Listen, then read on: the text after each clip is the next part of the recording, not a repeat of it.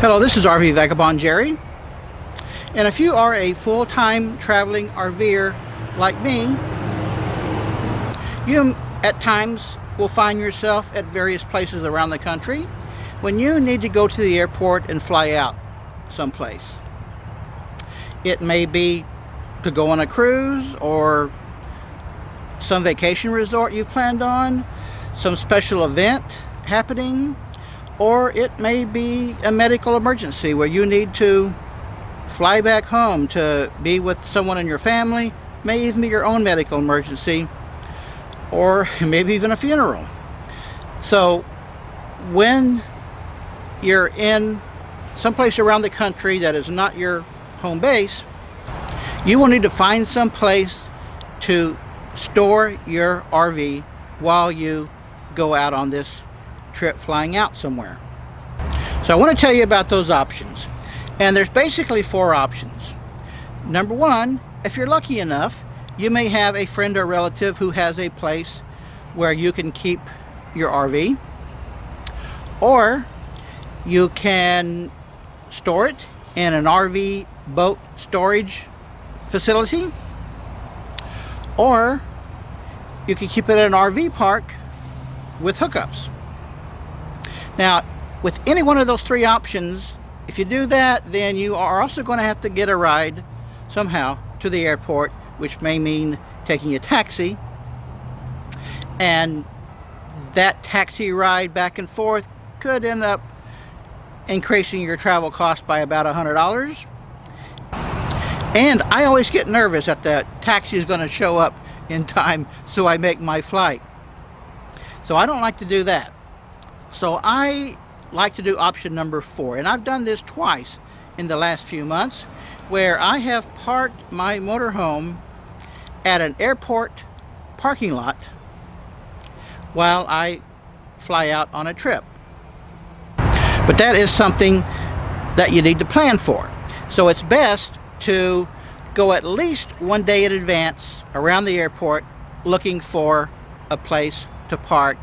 And some parking lots do not allow large vehicles, and then some will.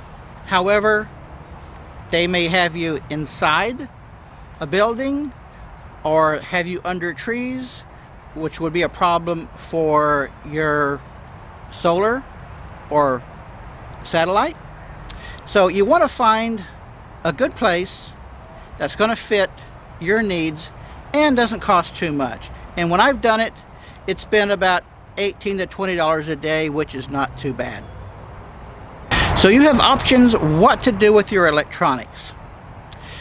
So one option is to basically just turn everything off. That way you're not going to be running your batteries down while you're gone. Number two, you can leave your electronics on, but turn off your inverter and anything else, like a refrigerator, if you have an electric refrigerator that is going to consume a significant amount of power. Or you can leave everything turned on. But to do that, you either have to have solar panels or have your generator set to automatically run. And fortunately, I have solar panels. So the two times I've done this, the solar panels have kept my electronics going. And the first time I did it was in December, San Antonio, Texas, and I was not confident my solar would keep up with mainly the refrigerator freezer. So I emptied it out of anything that would spoil, and I had turned my refrigerator freezer off, and that worked fine. This last time I did it, I was in Miami, Florida, and mid-March. I left the refrigerator freezer on. I just turned it down to the lowest setting. And when I came back, after being gone on this flight trip for 7 days, I found my batteries 70% charged. Refrigerator's fine. Everything was working. Plus, I had a whole week's worth of my favorite programs recorded on my satellite system's DVR. So how well that's going to work for you is going to depend on what time of the year what part of the country you're in, and what kind of weather you're getting to get a good amount of solar collection to keep those batteries charged. So the 2 times I've done it, it works out just fine, and that's what I intend to do anytime in the future when I need to fly out somewhere, is to just simply park at an airport parking lot. They give you a shuttle to the airport, complimentary, so that works out great.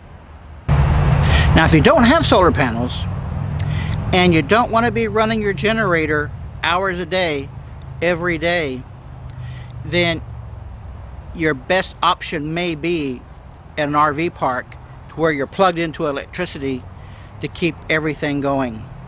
Your electronics, your batteries charged and all that. But then that is going to, I would say, at least double the cost of just dry camping, basically, in an airport parking lot. Which, like I said, has the convenience of being very close to the airport, and they have the shuttles available. Now, if you're in a part of the country where it's going to be freezing, you're going to worry about your water pipes freezing and maybe breaking up.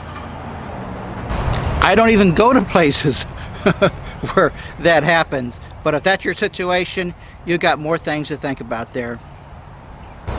If you haven't needed to fly out on a trip, then you may not have even thought much about this, but you really should make advanced plans in the event that it happens, because at any day you may get a call from a relative that so-and-so died and you want to go to their funeral, or maybe be with them the last days before they die, or maybe you won a free trip.